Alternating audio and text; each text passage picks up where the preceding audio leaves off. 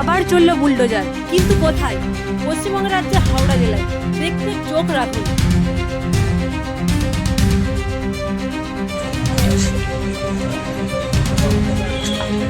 Howrah station চত্বরে উচ্ছেদ অভিযান, আনা হয়েছে বুলডোজার। প্রশাসনের তরফ থেকে চলছে মাইকিং।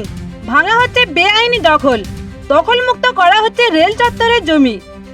হাওড়া স্টেশনের পাশে অবৈধ দোকান গড়ে ওঠায় নিত্যদিন যোগাযোগ ব্যবস্থা ও যাত্রীদের অসুবিধার জন্য প্রশাসনের তরফ থেকে এই ধরনের সিদ্ধান্ত নেওয়া হয়েছে বলে জানিয়েছেন।